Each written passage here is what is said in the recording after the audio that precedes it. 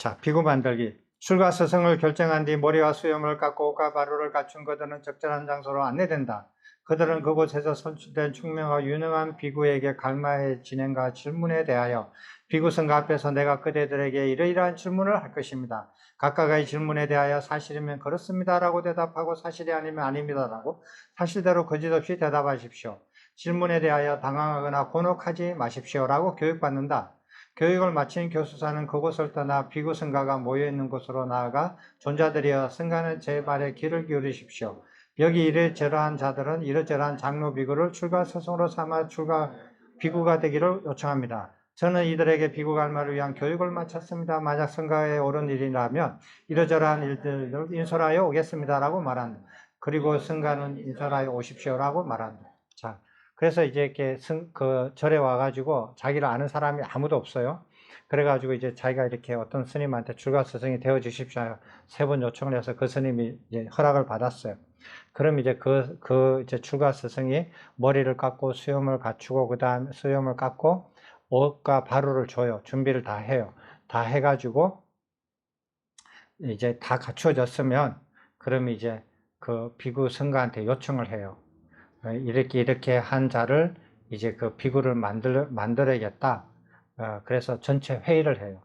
전체 회의를 하는데 이 사람을 교육을 시켜요. 교육을 시키는데 이 회의가 어떻게 진행될 거고 어떤 질문을 할 것이고 어떻게 대답을 하라고 다 이렇게 이렇게 교육을 받고 그 다음에 교육받기 전에 테스트를 해요. 테스트를 해가지고 그 비구들 중에서 형사 출신, 검사 출신, 그 다음에 의사 출신, 이런 사람들을 모아가지고 이 사람한테 물어봐요. 너 군대 갔다가 탈영했니? 이렇게 물어봐요. 그럼 아니다. 그런 적 없다. 그럼 너 군대 어디서 나왔어? 다 질문해요. 그러면 이렇게, 이 사람은 군대를 제대로 마치고 온 사람이지 탈영한 사람이 아니다라고 해요. 그리고 이제 그 건강에 대해서도 다 질문해요. 의사 했다가 온 비구가 다 질문해요. 너 건강 어떻니? 어떻니? 다 물어봐요. 그래서 몸으로 보고 그 다음에 필요하면은 신체 검사도 해요. 옷 벗어봐.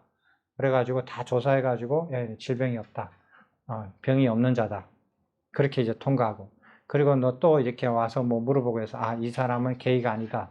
동성연애자가 아니다. 이 사람은 성기능 장애자가 아니다. 라는 걸 판단을 해요. 필요하면 옷도 벗고 검사도 다 해요.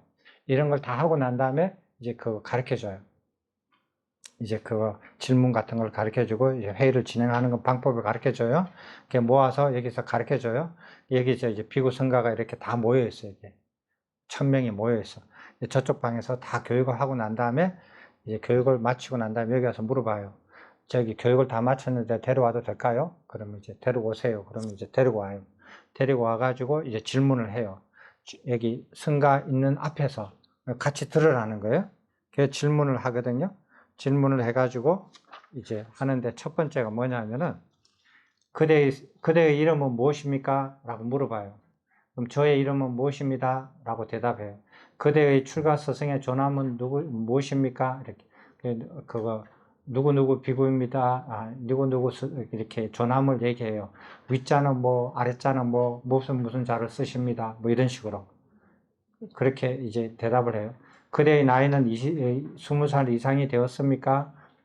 나이가 20 이상이 되었습니다. 그대는 옷과 바루를 모두 갖추었습니까? 예, 갖추었습니다. 그대에게 5가지 질병이나 전염병이나 불치병이 있습니까? 없습니다. 그대는 왕의 군인이 탈영한 군인이 아닙니까? 아닙니다.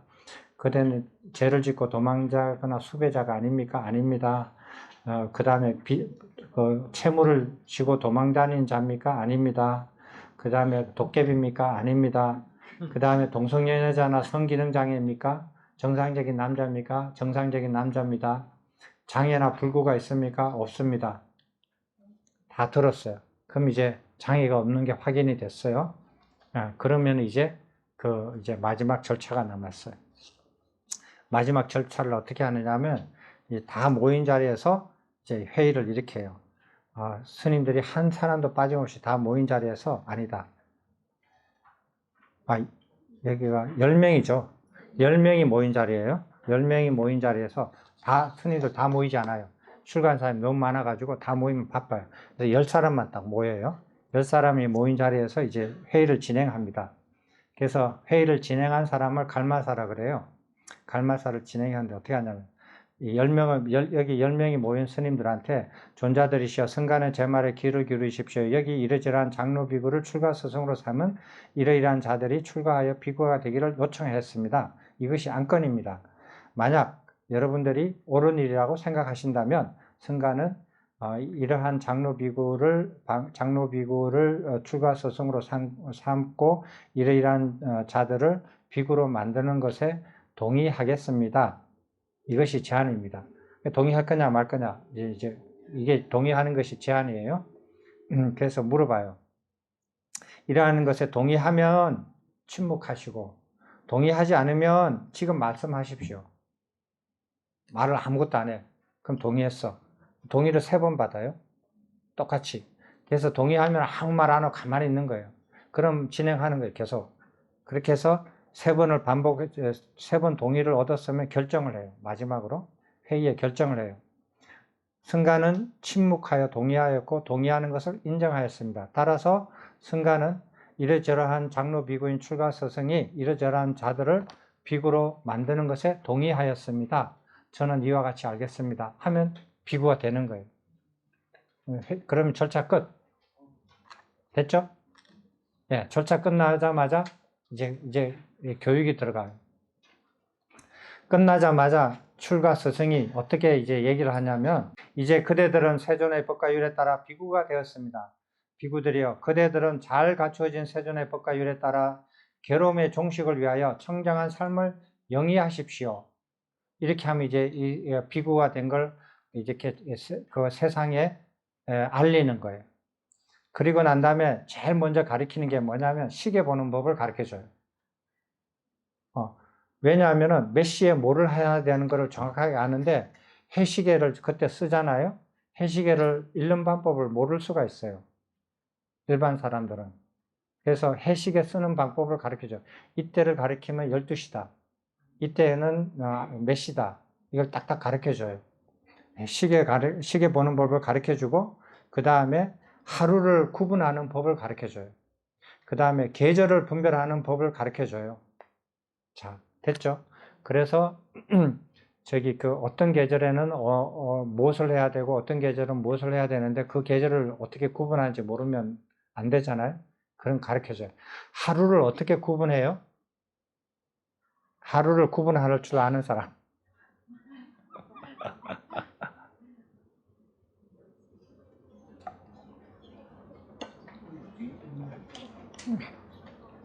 재밌죠? 여러분들은 이상한 질문을 받으면 이상하게 대답을 못해요. 아주 이상한 사람들이에요. 하루를 크게 나누면 뭘로 나눈다? 그렇지. 밤과 낮으로 나눈다. 그죠? 그렇지. 크게 나누면 밤과 낮으로 나눠요. 자, 밤의 시작은 언제고 낮의 시작은 언제예요?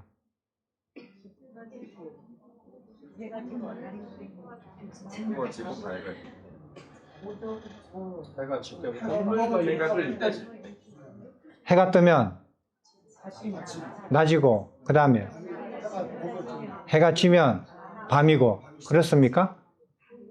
이게 맞아요? 이게 이 쉬운 일이 아니에요. 쉬운 일이 아니에요. 예. 그래서 우리가 이렇게 잘 봐야 돼요. 이렇게 사람들이 이렇게 선뜻 저렇게 저분이 덕산 거사님이 말씀하신 대로 저렇게 생각을 많이 하거든요. 근데 자세히 면밀하게 읽어보면 낮의 시작은 여명이에요.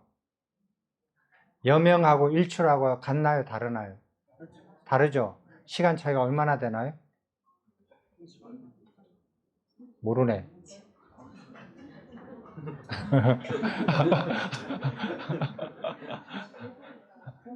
여명이 뭐예요? 예? 오기 전에 오기 전에 우리나라 말로 여명을 뭐라 해요?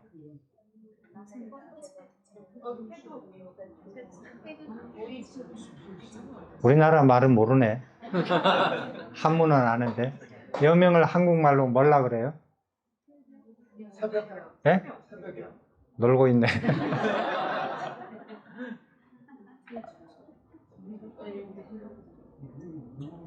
몰라요? 그러면 힌트 줄게요. 그 일출을 뭐라 그래? 우리나라 말로. 예? 해돋이? 이거 국어 선생님 있어요? 이거 일출을 뭐라고 해요? 한국말로, 우리나라 말로. 문장을 왜 만들어?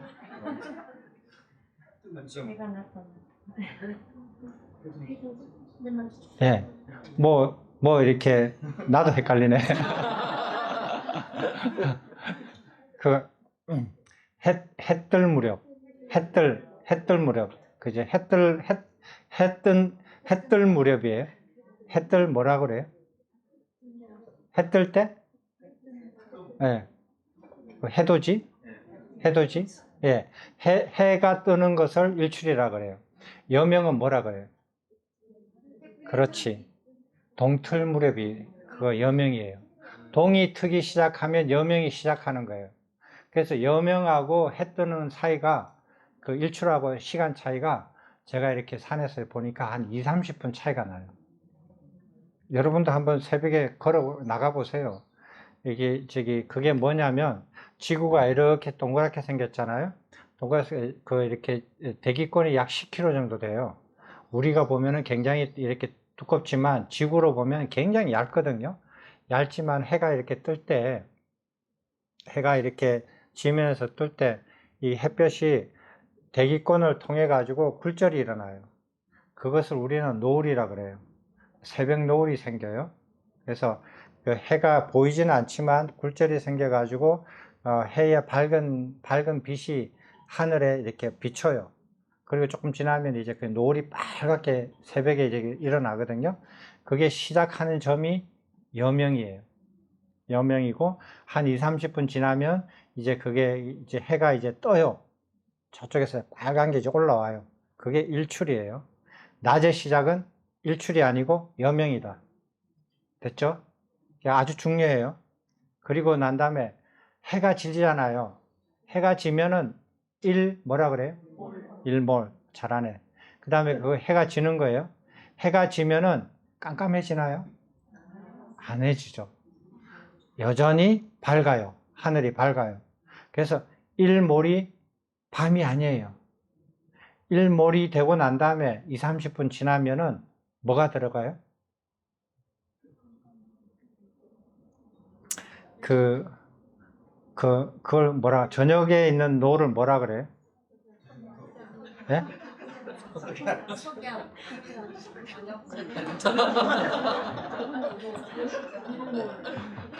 이 황혼이라고 하기도 하는데, 저녁 노을이 사라지면은 어두워져요. 어두워지거든요. 그래서 일몰이 생기고 난 다음에 저녁 노을이 빨갛게 물들 때는 해는 졌어요, 이미. 그렇지만 하늘은 밝아요. 그래서 돌아다녀도 괜찮아요. 안 어두워요. 그 기간이 한 2, 30분 남아 있어요. 그래서 황혼이 완전히 이렇게 끝나면, 황혼이 져버리면 그때가 밤이에요. 밤의 시작이에요.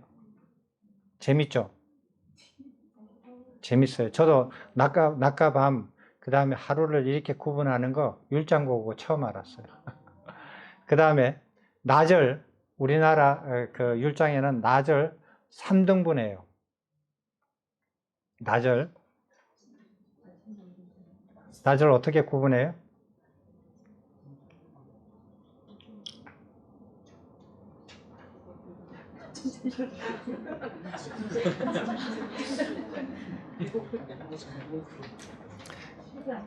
여러분들이 정말 이렇게 우리가 우리 것을 많이 잊어버리고 살아요. 우리가 지금 남아있는 말은 한낮만 남아있어요. 한낮이라 그래요. 낮을 세 등분 하거든요. 4시간 나눠요. 근데 중간에 있는 낮을 한낮이라 그래요. 지금 우리가 남아있는 말은 한낮 이것만 남아있고, 이 앞에 그거 낫하고 뒤에 낫은 잊어버렸어요. 없어졌어요.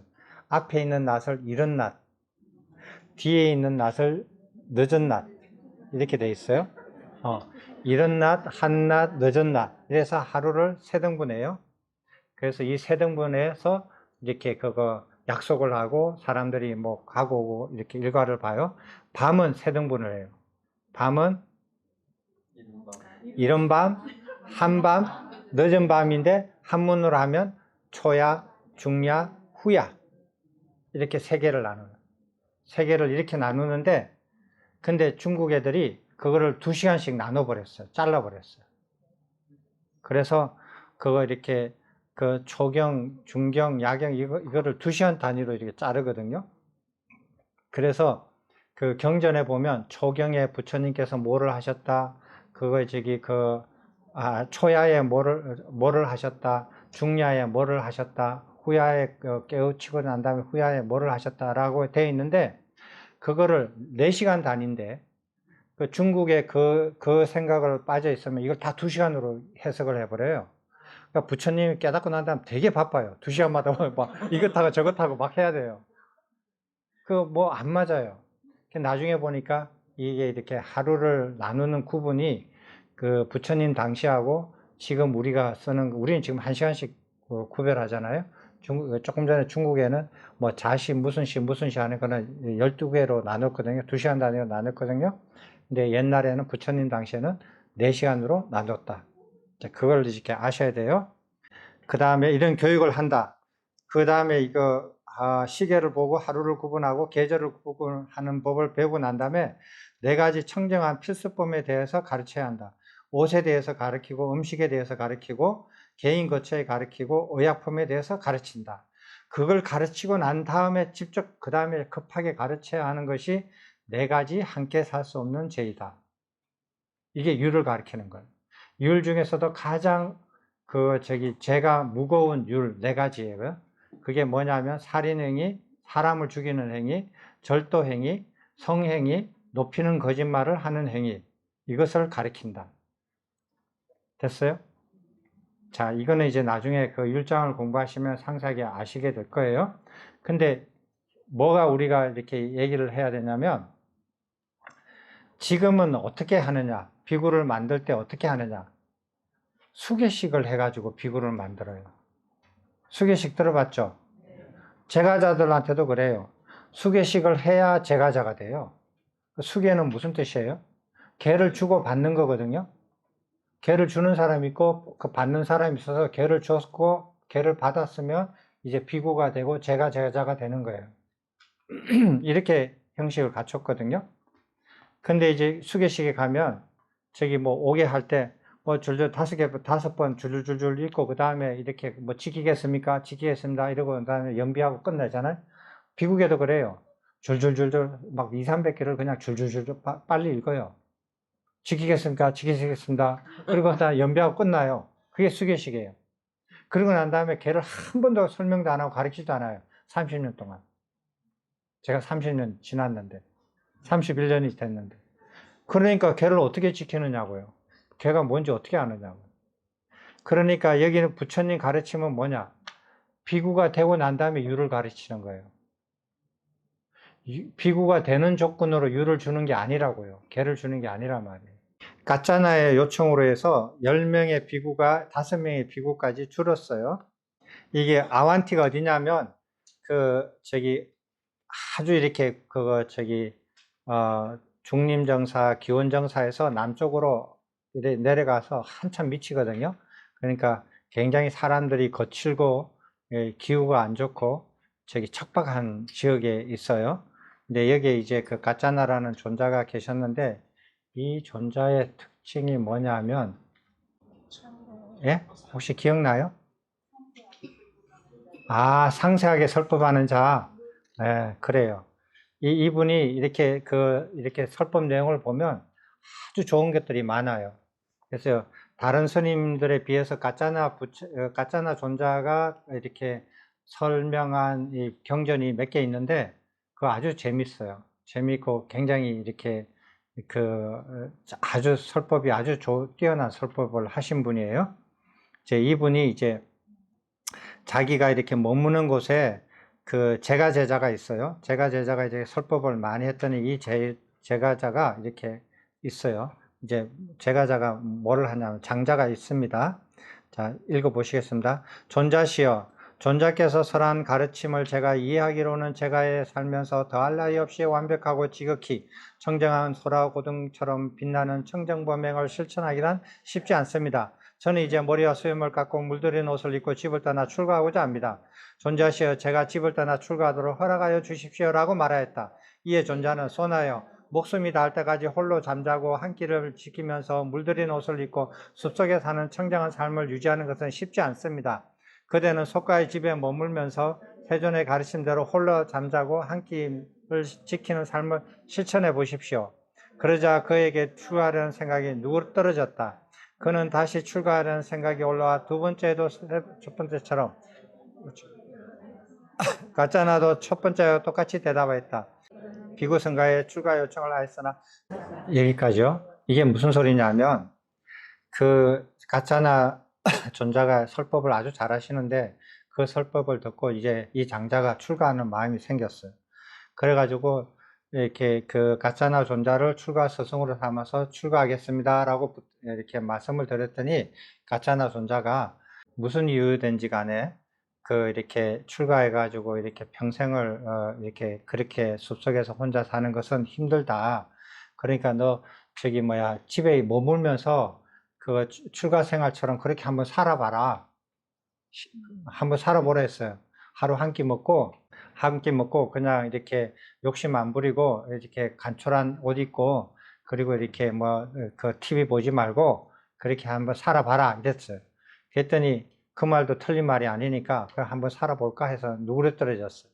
그래서 살아봤거든요. 한 끼 못 먹겠는 거예요. 냉장고 안에 맛있는 게 쫙 쌓여져 있는데 어떻게 한 끼 먹어요? 전화만 하면 배달 오는데 그걸 왜 못 먹어요? TV 보니까 재미난 게 엄청나게 많은데 그 TV 보고 늘어지지 그 저기 산속에 사는 사람처럼 집 안에서 살면서 그렇게 살 수 있겠어요? 힘들지. 그래가 또 출가하고 이렇게 살면 안 되겠다. 그래가 출가하고 싶은 생각이 들어서 또 가서 여쭸어요. 그러니까 또 그렇게 말씀하세요. 그래가지고 또 이렇게 있다가 이제는 안 되겠다 싶어서 나도 나이가 들고 내 힘으로 탁발해가지고 먹고 이렇게 탁발해서 먹고 혼자 못 움직이면 어떡하냐. 그래가지고 이제 출가할 마음으로 해서 세 번째는 그 가짜나 존재한테 안 가요.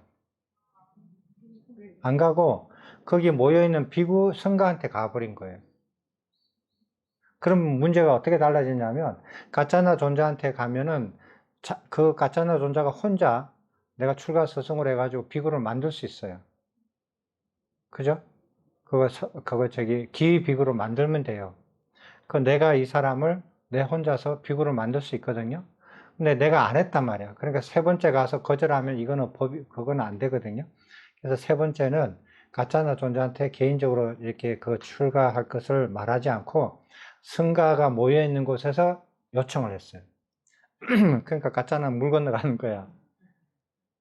그러니까 개인이 할 수 있는 거를 10명이 모여서 칼말을 해야만이, 회의를 해야만이 통과가 되게끔 상황이 바뀌어버린 거예요. 됐어요? 그래서 이제 가짜나가 10명을 모아야 되는 거예요. 근데 그 당시에는 이렇게 10명이 안 됐는가 봐요. 근데 10명의 어떤 피부가 지나가면은 붙잡고 여기서 몇 년만 나하고 좀 이런 문제가 있으니까 10명이 채워질 때까지 저 사람을 비구로 만들어주고 그 다음에 떠나시오. 붙잡아 놓은 거예요. 그또 붙잡아 놓고 3년이 걸려가지고 10명을 채웠어요. 10명을 채워가지고 부랴부랴하게 이제 회의를 해가지고 출가를 시켰어요. 이 사람을. 그러니까 출가하겠다고 절에 와가지고 3년을 기다린 거예요. 그 이제 그거 정족수를 못 구하니까. 그래가지고 3년 만에 해서 소나가 출가를 해서 비구가 됐어요. 비구가 되니까 그 벌써 이렇게 그 두 번 퇴짜 먹고 세 번째 3년을 또 기다렸잖아요. 그러니까 나이가 좀 들었을 거 아니에요. 거기서 저기 부처님 계신 기원정사까지 가려면 한 3달 정도는 걸어가야 돼요. 부지런히 걸어가도 그 멀단 말이에요. 그러니까 야 지금 나이 더 들기 전에 부처님이라도 한번 뵙고 내가 가야지. 여기 계속 있다가 부처님도 못 뵙고 늙어서 나중에는 별 수 없을 수도 있다. 이래가지고 이제 자기 스승한테 여쭤요. 그랬더니 스승이 좋다, 가보라. 갔는데 내가 요청하는 것을 부처님한테 내 이름으로 그거 말씀드려라 했거든요. 그 중에 하나가 뭐냐면 변방에는 비구가 적으니까, 숫자가 적으니까 10명이 아니라 5명으로도 비구를 만들어 주세요 하는 거 하나. 그게 하나예요. 근데 우리나라는 어디예요? 변방이에요. 우리나라는 그 인도의 이 테두리를 보면 이 테두리에서 바깥에 있기 때문에 변방이거든요. 변방이라서 5명만 모이면 이렇게 어떤 사람이 와가지고 비구 성가에서 해달라고 하면 5명만 모이면 돼요. 근데 그 사람을 가르친 사람이 비구가 있으면 한 사람이 비구를 만들 수도 있는데 아무도 만들어줄 비구가 없을 경우에 해당되는 경우예요. 이렇게 회의를 해서 비구가 된 비구를 뭐라고 하냐면은 갈마 비구라 그래요. 그래서 이렇게 이런 비구를 갈마 비구라 그러고 우리나라는 5명인데 이 가짜나 존자가 5개를 요구를 했어요. 부처님한테 요청을 했어요. 첫 번째가 비구를 5명으로 줄여주세요. 두 번째, 부처님께서 모욕을 보름마다 한 번씩 하라 그랬거든요. 보름마다 한 번씩 하고 그거보다 더 많이 하면은 그거 율을 어기는 게 돼요. 그랬는데 이쪽 지역은 날씨가 너무 덥고 이렇게 겐지스 강보다 훨씬 남쪽이라서 적도에 더 가까우니까 너무 덥고 그리고 이렇게 날씨가 바람이 많고 이렇게 모래가 먼지가 많아서 모욕을 보름마다 한 번씩 하면은 안 돼. 더 자주 해야 돼. 그래서 부처님한테 이렇게 날씨가 열악한 변방에 있는 곳에서는 모욕을 보름보다 더 자주 하게 허락해 주세요 하는 거예요. 그래서 이제 가짜나 요청을 받아들여 가지고 부처님께서 모욕을 원하는 대로 맞춰서 해도 된다. 그 다음에 또 뭐냐면 이때까지 다 맨발로 다녔어요. 부처님도 맨발로 다니고 비구들도 맨발로 다니는데 황하강 일대는 땅이 비옥해가지고 맨발로 다니면 엄청나게 좋아요. 건강에도 좋고 촉감도 좋고 땅이 다 이렇게 좋잖아요. 강변이니까 이렇게 황하강 무렵인데 황하강이 아니라 겐지스강 그 유역에는 땅이 좋아서 맨발로 살고 되는데 여긴 돌이 많아. 맨발로 다니면은 다 다쳐. 그리고 다니기가 너무 불편해. 그래가지고 신발을 신게 해주세요. 부처님 오케이. 그래서 변방에서는 변방이 아니라 비구들은 신발을 신을 수 있게 이제 좀 더 완화했어요. 첫 번째 완화한 게 있고 이게 두 번째 완화하는 거예요. 첫 번째 신발을 신게 하는 계기는 그거 이렇게 어떤 비구가 있어요. 그 비구도 재밌는데 그거는 다음에. 그래서 요 두 번째로 해서 신발도 완화했어요. 또 그 다음에 뭐더라? 5가지 중에서 한 가지는 기억이 방금 났는데 한 가지는 기억이 안 나요. 이 2가지는 다음에 인연이 있으면 하고 없으면 여러분들 나중에 공부해 보시면 알아요. 자, 이렇게 해서 이제 이제 가짜나가 이렇게 해서 했는데 이게 출가의 구체적인 경우를 한번 보는 거예요. 그래서 출가할 때 이 사람은 출가를 이런 식으로 했다. 그래서 출가하는 게 그렇게 이제 안 받아주면 이렇게 시간이 걸릴 수도 있다. 이렇게 되는 거예요. 제자가 되면 어떤 의미가 있느냐? 이렇게 신참비구가 된 제자는 스승의 곁에서 일상생활 가운데 보고 듣고 익히면서 스승에 대하여 이같이 바르게 처신해야 한다. 특히 스승이 세존의 법이나 율을 설하고자 할 때 제자는 설법을 요청하고 질문하고 열의를 가지고 정성을 다해 잘 듣고 배워야 한다. 일상생활, 제자는 스승의 곁에서 청정한 삶을 위한 일상생활을 배우고 익힌다.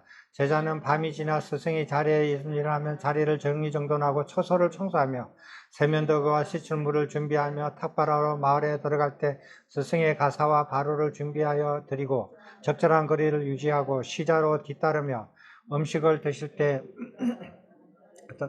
음식을 다 드시면 바루를 씻으며 마을에 도로면 가사 바루를 받아 잘 보관하고 발시철물과 발수금과 앉을 자리를 마련하며 더울 때는 창문을 낮에 닫고 밤에 열고 추울 때는 낮에 열고 밤에 닫으며 스승의 처소와 승가의 시설물을 청소하고 마실 물과 씻을 물을 준비하며 깔개와 덮개 그리고 침상과 의자를 깨끗이 털고 햇빛에 말려서 제자리에 갖다 놓으며 스승의 옷을 만들거나 염색하거나 세탁하며 스승이 모욕할 때 모욕물과 모욕 준비하고 욕실에 나오면 마실 물을 준비하여 드린다. 스승을 위하여 제자는 스승의 곁에서 이같이 바르게 위호한다. 스승이 말씀할 때 끼어들거나 방해해서는 안 되며 스승이 잘못을 범하려고 하면 말씀을 드려서 잘못을 범하지 않도록 하여야 한다. 스승이 청정한 삶의 분란이나 회한이 생겼을 때 진정시키거나 세존의 가르침으로 진정시키게 하고 스승이 사견을 일으킬 때 제거하도록 하여야 한다. 스승이 승가의 처벌을 받는 죄를 범하여 격리처벌, 가정처벌, 참여처벌을 받게 되거나 받으면 어떻게 처벌받는지 어떻게 처벌을 끝내고 출제복귀하는지 관심을 가지고 노력을 기울여야 한다. 스승이 잘못을 저질러 견책, 의지, 퇴거, 사죄, 권리중지 조치를 받게 되거나 스승의 허락, 스승에게 묻지 않고 바로를 타인에게 주어서도 안 되고 받아서도 안 되며 옷을 타인에게 주어서도 안 되고 받아서도 안 되며 타인에게 닭발 음식을 줘도 안 되고 받아서도 안 되며 타인에게 주어서도 안 되고 받아서도 안 되며 타인의 삭발을 해주어서도 안 되고 받아서는 안 되며 타인에게 봉사해서도 안 되고 받아서도 안 되며 타인에게 시중을 들어서도 안 되고 받아서는 안 되며 타인의 시자가 되어서도 안 되고 타인의 시자로 받아서도 안 되며 스승에게 묻지 않고 말로 들어가서도 안 되고 묘지에 가서도 안 되고 지역을 떠나서도 안 된다. 병간호, 만약 스승이 병들면 회복할 때까지 간호하거나 목숨이 닿을 때까지 보살펴야 한다. 이렇게 하시겠어요? 예? 이렇게 하실 자신이 있어요? 근데 자식이 많이 두신 분들 중에서 자식 중에 이런 자식이 있어요? 없죠? 자식 중에 이런 자식이 있어요? 없잖아요. 와가지고 돈 안 뜯어가면 다행이지. 예?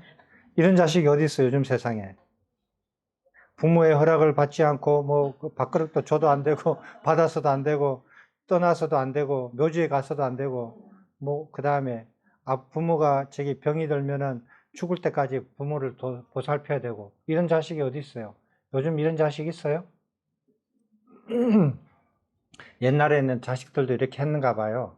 근데 이제 그 스승한테 제자들이 이렇게 해야 돼요. 만약에 이런 제자가 있잖아요. 지금 만약에 부처님의 가르침이 복원이 돼가지고 스승들이 좋은 스승이 나오고 좋은 제자가 이런 제자가 나왔죠? 그럼 출가 서로 할걸요? 왜? 자식도 이런 자식이었는데 제자가 이런 제자였으면 얼마나 좋아요. 그죠? 자기가 병이 들면 자기가 병들어서 죽을 때까지 제자가 자기를 간호해주고 얼마나 좋아요? 스승에서 일상생활을 하는 거를 옆에서 계속 보고 배우고 그러면서 하나씩 그거 생활하는 거를 다 배워야 돼요. 다 배우면서 이렇게 배우는데 뭐 등록금을 내요. 뭐 그거 과외비를 내요. 돈 안 주잖아요. 이런 거라도 해야지. 열심히 열심히 해야 돼요. 근데 요즘은 현대에 보면 이런 스승과 이런 제자를 보기가 어려워요. 근데 왜 그러냐면 출가를 해가지고 부처님의 가르침을 배우려고 하고 그 가르침에 따라서 그거 닦으려고 왔는데 아니 부처님의 가르침은 안 가르쳐주고 불사하는데 그거 살림만 살으라 그러네. 불사하는데 뭐 도와주고 살림만 살으라 그러니까 누가 그런 사람을 누가 이렇게 스승으로 모시고 이렇게 하려고 누가 그러겠어요? 따지고 보면 그렇잖아요. 그리고 부처님의 가르침을 배워서 부처님의 가르침대로 닦아서 과외를 이루려고 출가를 했는데 와서 보니까 다 절 살림하는 거 도우고 절 이렇게 운영하는 거 도와라 그러고 인건비 아끼려 그러고 뭐 이렇게 막 이런 것만 시키고 그러면 뭐 누가 그런 거 하고 싶어 하겠어요? 다 도망가지. 그런데 부처님 가르침대로 살고 생활하면서 부처님 가르침대로 닦는 분한테서 그분이 오직 부처님 가르침만 가르치고 부처님 가르침대로 생활하면서 부처님 가르침대로만 닦고 있는데 그 배우는 사람이 그것을 따라오는 게 있고 못 따라오는 게 있잖아요.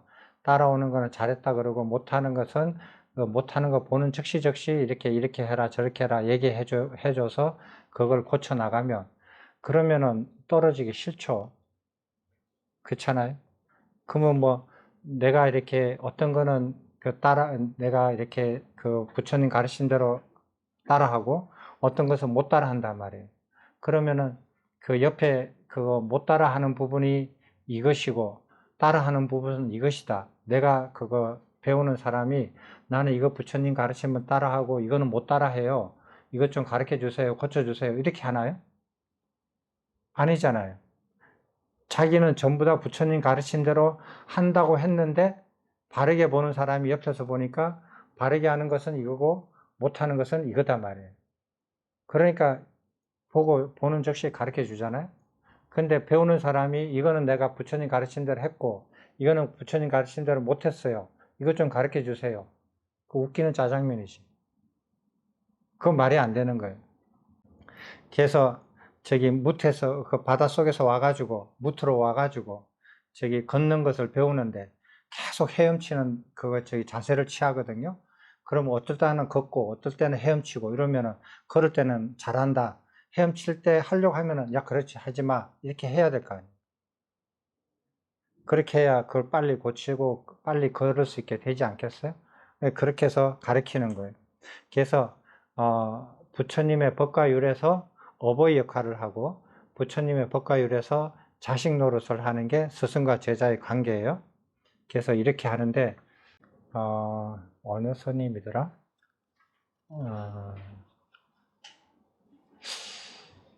그 티벳에서 온 스님인지 잘 몰라요. 어디 하여간 남방 쪽인가 티벳 쪽에서 그 나이가 조금 지긋이 드신 스님, 그 당시에 60대 초반이었는가 그래요. 제가 그때 40대였으니까 그분이 이제 제가 자강사에서 영어법회를 할 때 그분이 그 자기 나라에서는 이렇게 그 유명하신 훌륭하신 분이 있다고 해요. 근데 그분이 이제 그 영어법회를 어떻게 하는가 그걸 이렇게 궁금해 가지고 한국을 지나가는 길에 한국을 들러서 대전 자강사로 왔어요. 보고 싶어 가지고 왔어요. 시자 한 명을 데리고 왔는데 근데 건강이 좀 안 좋으신 분이에요. 썩 건강하진 않는데. 그래서 이렇게 오니까 이제 너무 당황한 거예요. 그 절이 완전히 찌그러져 가는 절이니까. 절이 제대로 갖추어지지도 않는 절에서 어떻게 이런 프로그램을 하는지, 뭐 성녀도 중도 딱 한 명뿐이었고, 너무 놀란 거예요, 이 스님이. 그래가지고 오자마자 이제 그 프로그램을 TV에서 보고 이렇게 와서 봐야겠다 해가 왔는데 절이 너무 허름하고 중도 딱 한 명뿐이 없는 곳에서 그거 이렇게 너무 이렇게 그거 놀래가지고 그날 밤에 이렇게 이제 그리고 방이 너무 허술하고 이러니까 그날 밤에 왔다가 이제 가려고 해요. 다시 떠나겠다고 그러더라고요. 그래서 시자가 이렇게 물어보는데, 여기서 이렇게 나는 나의 스승을 여기서 이렇게 주무시게 할 수 없다. 여기서 떠나서 가야 되는데 좀 도와달라. 그래서 내가 뭐를 도와주면 되겠느냐. 그러니까 5스타 호텔이 가까운 데 어디 있는지 알아달라는 거예요. 그래서 대전에는 5스타 호텔이 없다. 서울로 가야 된다. 그럼 서울에 어디냐? 그럼 서울에 이렇게 있다. 그래서 택시를 불러준다. 택시를 불러줬어요. 그래서 서울에 무슨 호텔, 5스타 호텔로 이렇게 가는데, 이제 자기 은사 스님을 이렇게 자리에 택시에 이렇게 모셔서 들어가는데, 저도 이제 미안하니까 그분 가는 데까지 이제 배웅을 해드렸거든요. 하는데, 어떻게 하느냐면, 이 젊은, 이렇게 한 30대 되는 시자가 그 택시 문을 열고, 이제 그 은사가 이렇게 들어가잖아요. 들어가는데 택시 문이 있잖아요. 문 여는데 여기다 손을 갖다 대요. 이거 머리에 부딪힐까 봐. 예, 손을 딱 갖다 대시는 거예요. 근데 뭐 그 스님이 뭐 그거를 뭐 부딪히겠어요? 그냥 안 붙이고 이렇게 비껴가는데도 불구하고 부딪힐까 봐 손을 딱 자기 손을 먼저 갖다 대는 거야. 내가 그거 보고 야, 참 여기서 스승 노릇 할 만하다. 네? 스승을 저렇게 모시니까 뭐를 배우더라도 제대로 배우겠다. 우리나라에는 그런 중 없어요. 그런 시자 없어요. 그렇게 교육받고 이렇게 습의된 시자들이 없거든요. 예. 그때 보고 내가 참 그 스승과 제자의 어떤 예의 같은 게 그 사람들 배우고 뭐 이렇게 정법이니 아니니 그건 두 번째 치고 스승과 제자의 그 위가 굉장히 훌륭하다라는 것을 제가 그때 한순간 보고 참 이렇게 좋게 봤어요. 그 정도로 이렇게 이제 하는 거예요. 세부적인 내용들은 다 이해를 못 하시더라도 나중에 이렇게 율장을 공부하시면 이게 무슨 소리인지 이해하시게 돼요. 스승의 의무, 이건 나중에 읽어보세요. 집에 가서. 자, 마지막으로 이제 이거 하고 오늘 마치겠습니다. 제자를 처벌함 있어요. 삼위의 처벌. 삼위는 말 안 들으면 쫓아보내버려요. 말 안 들으면 그냥 쫓아보내가지고 영구히 퇴출시켜버려요. 그래서 그건 끝나요. 그냥 말 한마디로 너 나가 이러면 끝이에요. 그냥 비구를 어떻게 처벌하느냐. 비구가 말을 안 듣는다 이거예요. 스승이 보기에. 그럼 어떻게 하느냐. 비교 한번 해보세요. 자식이 말을 안 듣는 거야. 근데 자식이 애라면 미성년자라면 어떻게 해보겠는데 아니 성인이 된 자식이 말을 안 듣는 거야. 부모 모시고 저기 농사 지어라 그래도 다 도망가고 말이야. 다 큰 자식이 말을 안 듣는다. 그거 어떻게 하느냐? 이게 똑같은 거예요. 삼위는 이제 어리니까 말 한마디로 끝내고 비구를 어떻게 처벌하는가 한번 읽어보십시오.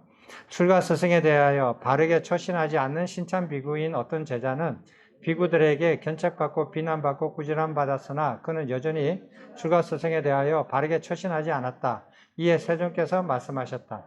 만약 신참 비구인 제자가 스승에게 바르게 처신하지 않으면 스승에 대하여 지극한 믿음이 없거나 지극한 존경이 없거나 지극한 성김이 없거나 자신의 부족함에 부끄러움을 알지 못하거나 마땅히 사유해야 할 것에 깊이 사유하지 않는다면 스승은 제자에게 그대여 나는 그대를 한시적으로 퇴출한다. 한시적인 퇴출이 종료될 때까지 그대는 이곳에서 돌아오지 말라. 그대는 그대의 바루와 옷을 가지고 지금 이곳을 떠나라. 나를 섬기지 말라. 라고 말하고 그를 일시 퇴출할 수 있다. 그러나 만약 제자가 스승에게 바르게 처신하면서 스승에 대하여 지극한 믿음이 있고 지극한 존경이 있고 지극한 성김이 있으며 자신의 부끄러움을 알고 마땅히 사유해야 할 것에 깊이 사유하면서 스승은 그를 일시 퇴출할 수 없다.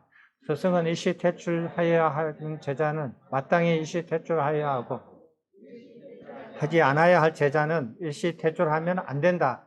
일시 퇴출한 제자는 스승에게 참여해야 하며 만약 일시 퇴출한 제자가 잠을 늦추고 참여하면 스승은 그의 참여를 수용하여야 한다.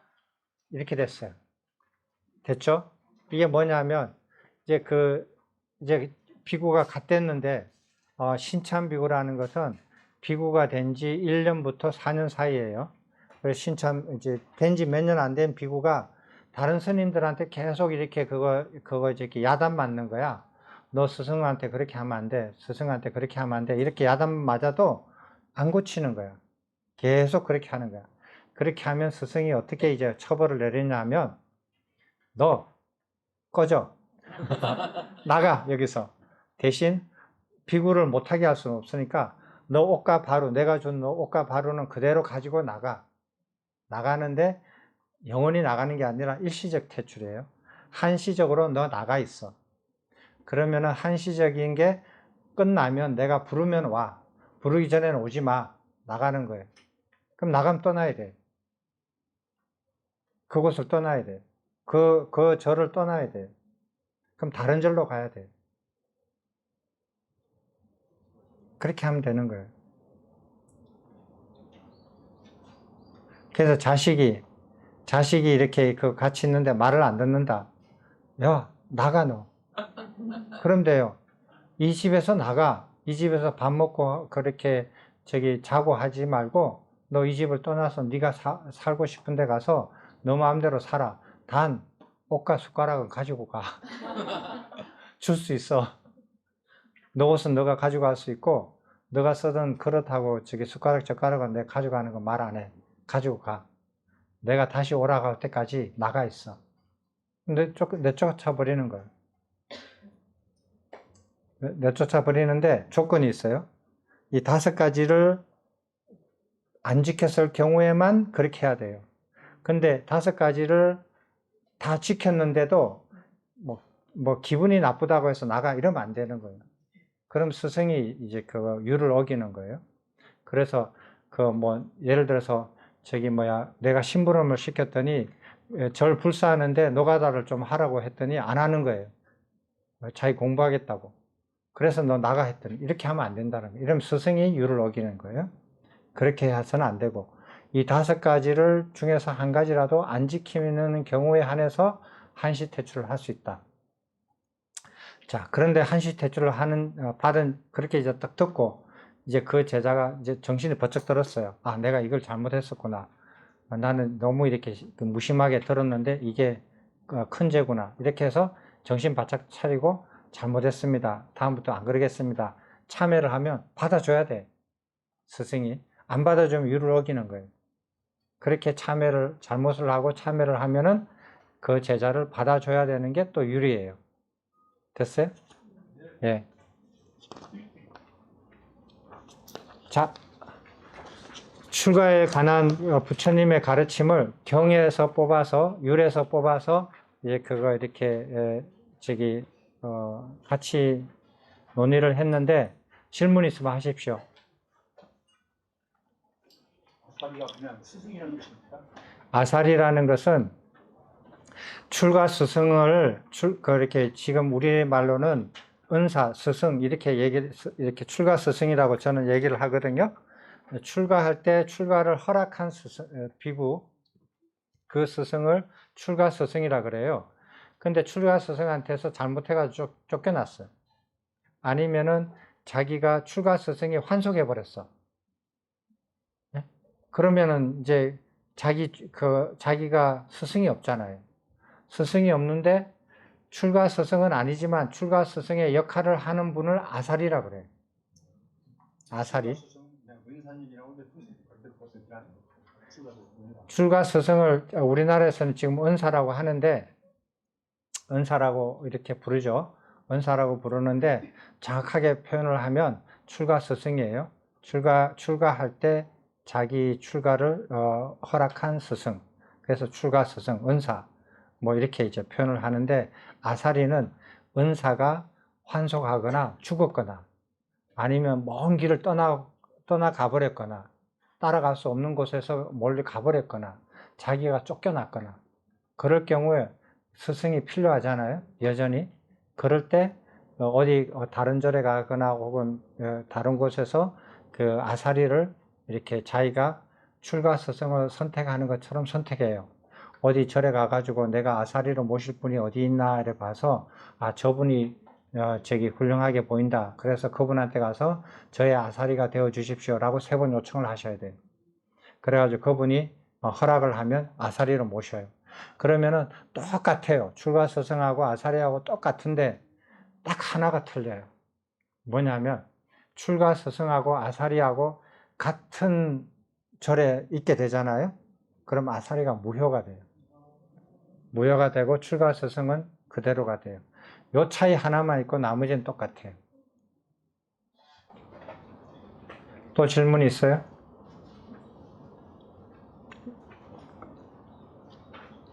그래서 현재 이렇게 남방이나 북방이나 출가 제도가 이렇게 부처님의 출가에 관련된 가르침하고 뭐가 다르냐면 제일 중요한 게 나이예요. 나이에 제한을 두는 게 부처님 가르침에는 없다.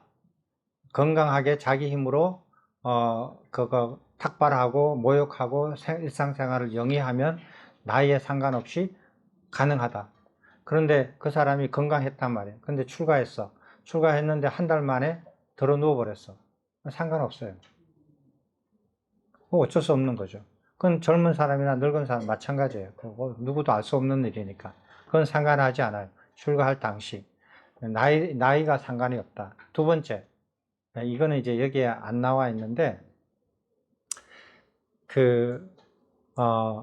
환속하는 거 있죠. 환속하는 게 달라요.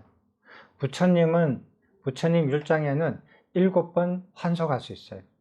출가해가지고, 에이, 기분 안 맞다. 좀 안 맞다.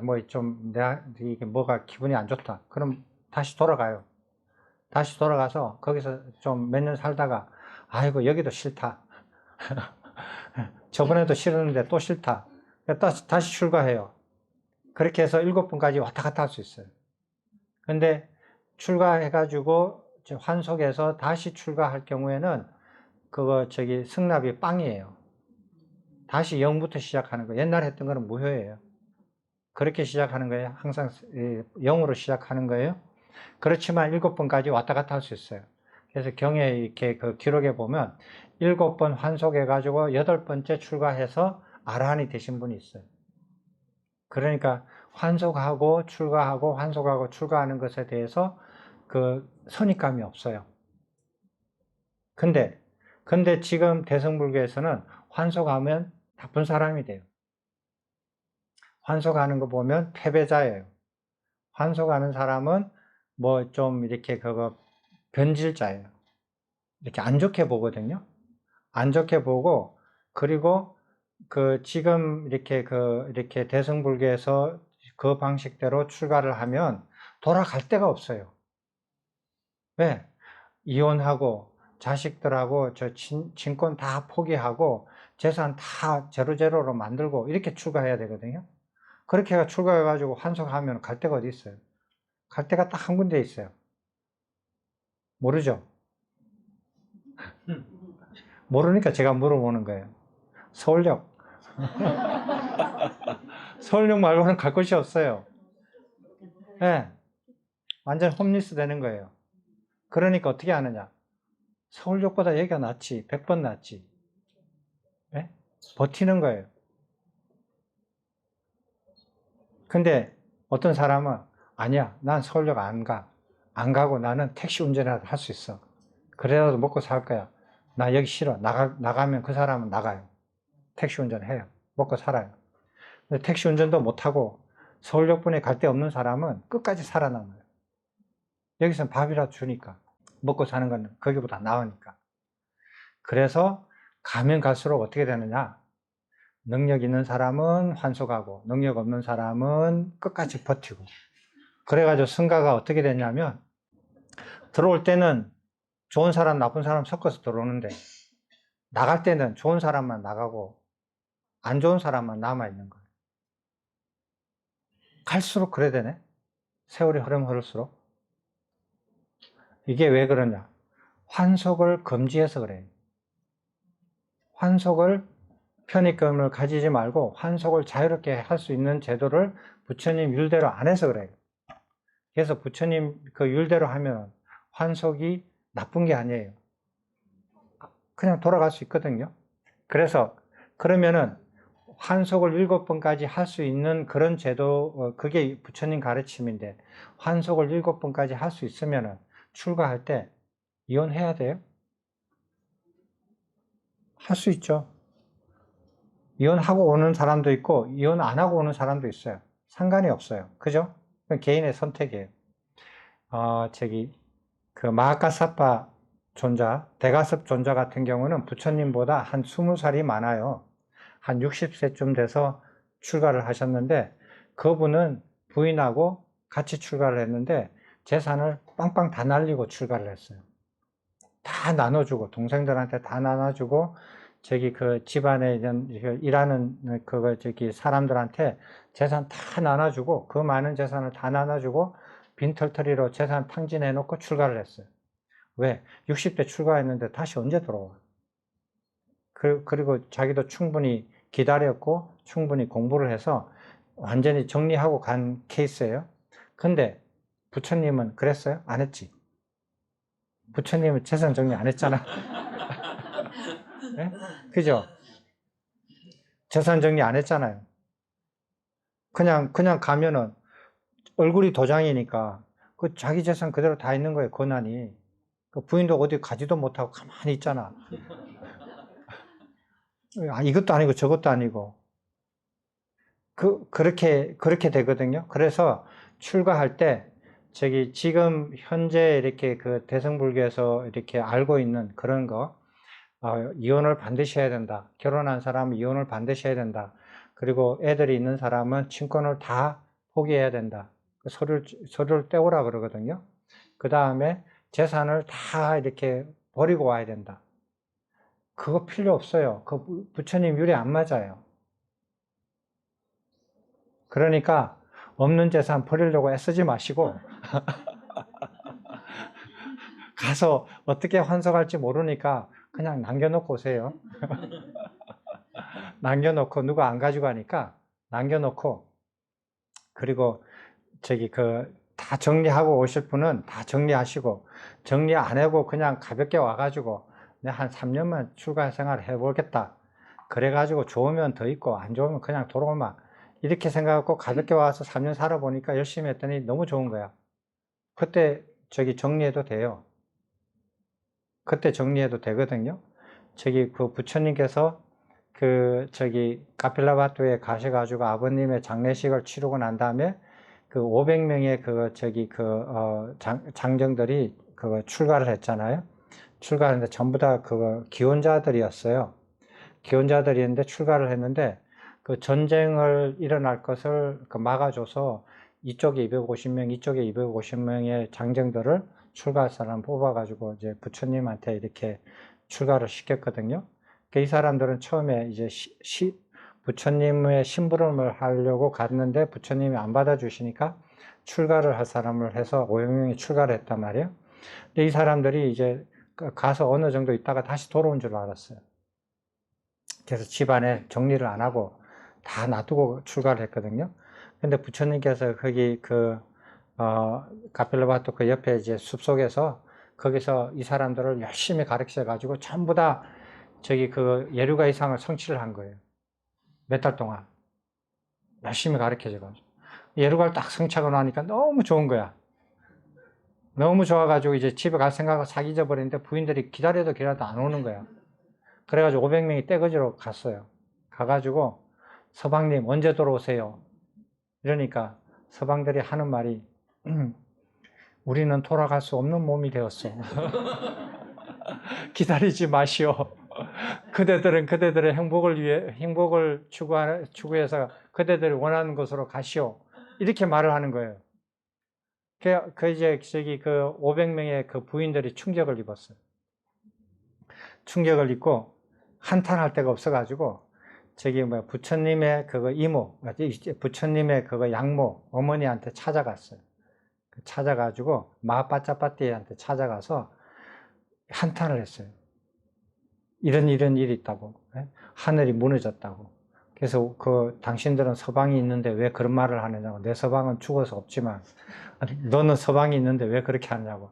우리 서방이 이렇게 돌아올 줄 알고 가서 찾아가서 언제 오시느냐고 물어봤더니 이런 대답을 하더라는 거야. 듣고 보니 이제 그걸 듣게 됐어요. 그래가지고 나중에 마하빠짜빠띠가 출가할 마음을 일으켜가지고 그 500명의 여인과 같이 출가를 해요. 그래서 그게 비구니 성가에 이루는 기초가 돼요. 그 500명의 부인들과 마하빠짜빠띠와 그때 출가한 그 사람들 중에서 제가 헤아려 봤어요. 미혼이 몇 명인지.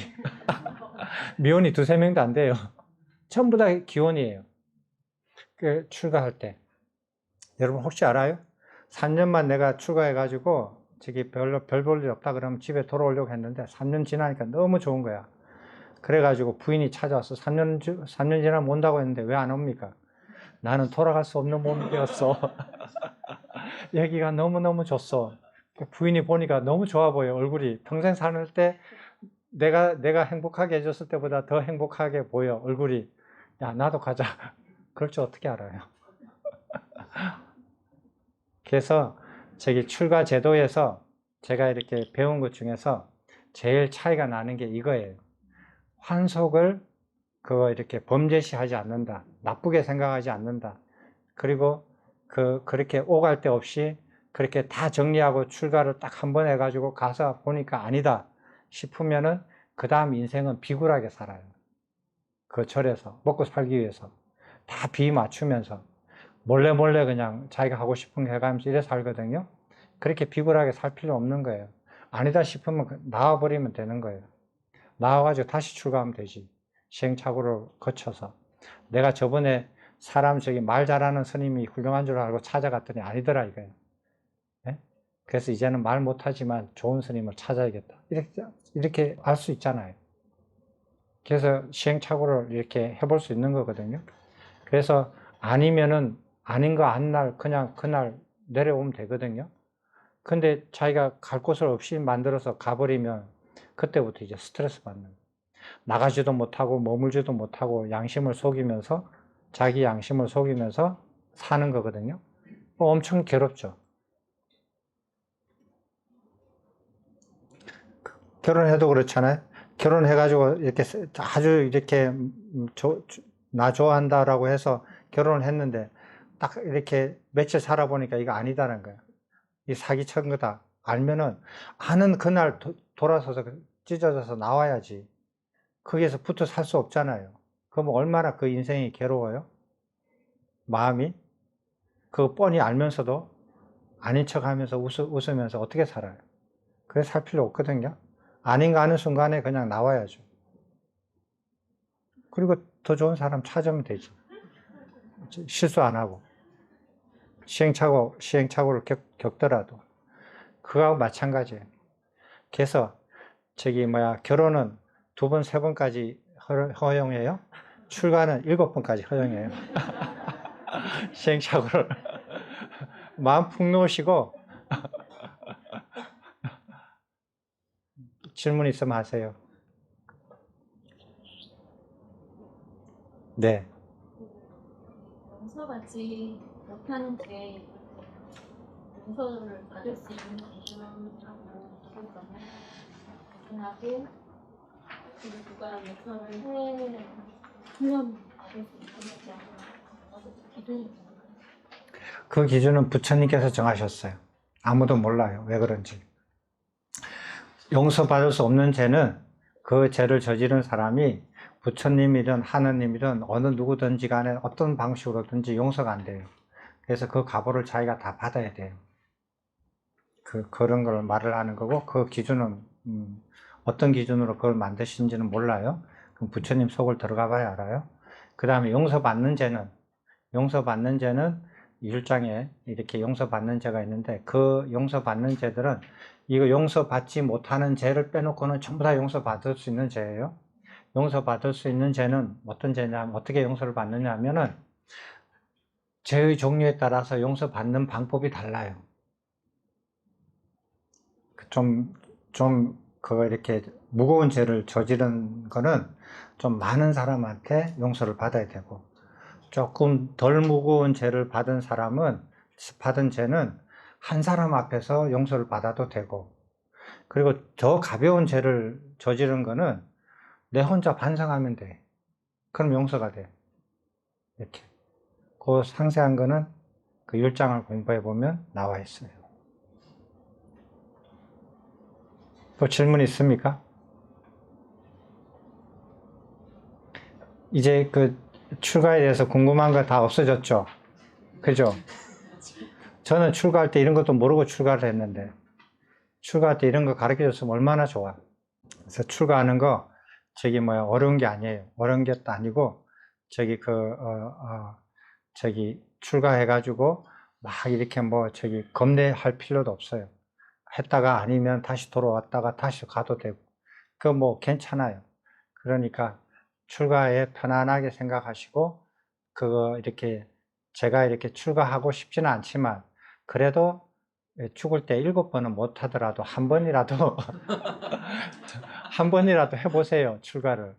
산에서 이렇게 하루 종일 이렇게 아무리 눈을 비비고 이렇게 보고 싶어도 보이는 거는 나무하고 저기는 돌뿐이었고, 사람은 그림자도 보이지 않고, 아무리 길을 그냥 쫑긋거려도 새 소리, 바람 소리, 물소리만 들리고 사람 소리를 들을 수가 없고, 이런 곳에서 한 3년만 살아보면 정말 좋아요. 수행 안 해도 돼. 거기 와 있는 자체가 그래. 매일매일 이렇게 쌓아가는 그런 오염이 하나도 없어지니까. 대신에 그 전에 쌓였던 오염들이 나오기는 하겠지. 예. 나와도 그 대상으로 삼을 만한 대상이 주변에 없으니까. 세상에 없으니까. 그리고 옆에 있는 사람들은 다 그런 것을 벗어나려고 노력하는 사람들이니까. 예, 저절로 이렇게 좋아요. 그래서 다음에 코로나 또 오기 전에 미리 출가해요. 코로나 3년 동안 또 여기서 살면서 요번에는 마스크 끼고는 못할걸요? 요번에는 방독면 껴야 될 거예요. 아마. 예. 방독면 껴야 되는데 방독면 끼고 3년 살겠어요? 산에서 살면은 마스크도 안 끼고 방독면도 안 끼고 살아도 돼요. 엄청 좋아요. 그래서 7번 아니라도 한 번이라도 꼭 한 몇 년 동안에 한번 산속에 들어가서 한번 살아보세요. 정말 좋아요. 이 얘기하고 마칠게요. 선정을 닦잖아요. 선정을 닦고 싶어서 그 과외를 이루고 싶어요. 근데 선정을 닦기 위해서 조건이 있어요. 이 조건이 갖춰지지 않으면 선정을 아무리 닦아도 소용이 없어요. 그런 게 있거든요. 자, 예를 들어서 내가 서울대학교 가고 싶어서 굉장히 열심히 공부를 했어. 근데 내가 고등학교를 졸업 안 했네? 그리고 열심히 공부하는 거야. 그거 웃기지 않아요? 웃기죠, 그죠? 뭐 어리석다고 얘기해야 되나? 어리석다고 말조차 꺼낼 수 없잖아요. 그건 말이 안 되는 거 아니에요. 그런 짓을 한단 말이에요, 사람들이. 선정을 닦으려면 선정을 닦을 수 있는 조건을 만족시키고 닦아야 돼요. 그래야 선정을 닦을 수 있고 과외를 이룰 수가 있어요. 근데 조건이 안 되는데 선정을 닦으려고 자꾸 한다. 그러면 고등학교도 안 나온 주제에 서울대학교 들어가려고 공부를 10년 동안 계속 하는 거하고 똑같아요. 시험 쳐봐도 못 들어가요. 점수가 아무리 좋아도. 지가 아무리 열심히 해도 못 들어가요. 조건이 안 맞으니까. 그렇게 조건이 뭐예요? 범행을 닦는 조건이 뭘까? 아는 사람.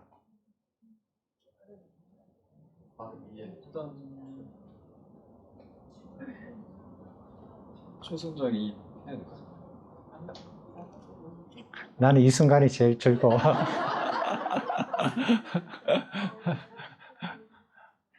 조금 더 더듬어 봐요. 제가 재밌게. 율장을 공부하면서 제가 이렇게 그걸 확실하게 이렇게 안 거예요. 경전에 확실하게 나와요. 선정을 닦는 범행을 닦기 위해서 조건이 뭐냐 하면은 율을 지키는 거예요. 율을 지키지 않으면서 선정을 닦는 것은 무효다는 거예요. 그럼 과외를 이룰 수가 없다. 근데 사람도 율 안 지키거든요. 밤에 몰래 지 하고 싶은 거 다 하면서 낮에는 막 이렇게 그거 선정도 안 한다고 폰 잡고 이러거든요. 그거 안 이루어져요. 조건이 안 이루어졌기 때문에. 율을 지켜야 돼요. 율을 지키고 난 이후에 선정을 닦을 수 있어요. 나는 율 같은 거 상관없어. 나는 선정만 닦으면 돼. 나는 수승한 사람이기 때문에. 그러거든요. 웃기는 사람이에요. 그 다음에 선정을 닦기 위한 조건으로는 율을 지켜야 된다. 율을 지키기 위해서의 조건은 무엇인가? 아는 사람? 예?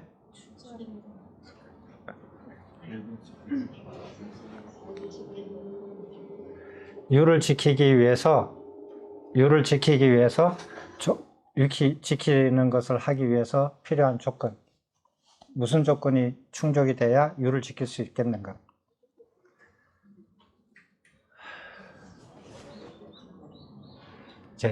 이제 끝날 때가 됐으니까 빨리 할게요.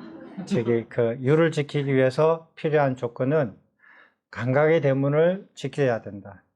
감각의 대문을 지킬 수 없는 사람은 유를 못 지킨다. 맞죠?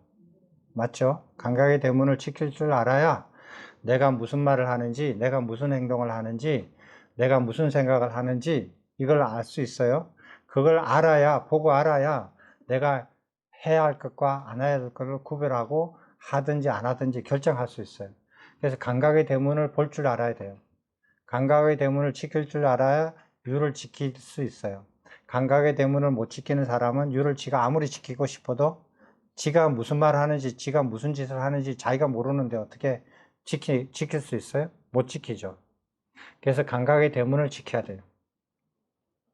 자, 감각의 대문을 지키는데 조건은 뭐냐?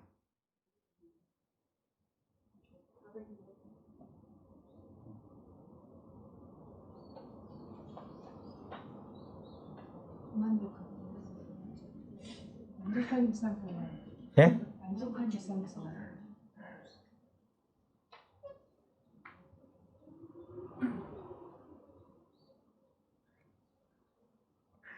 빨리 마칩시다.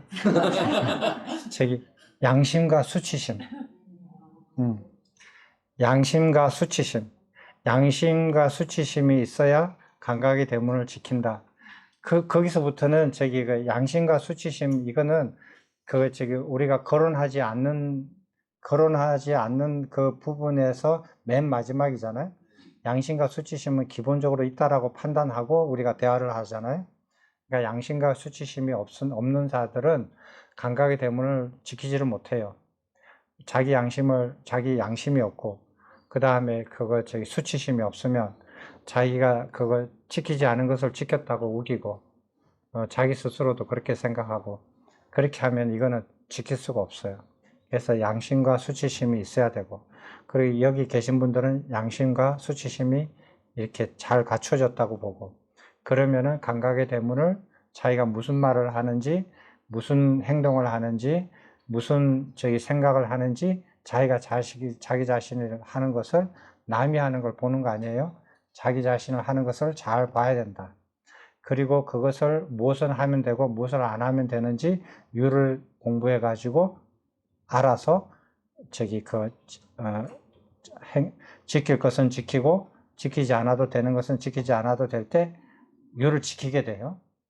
유를 지키게 되고, 유를 지키게 되면 범행을 닦아도 돼요. 그 경전에 나와 있습니다. 자, 또 질문 있습니까?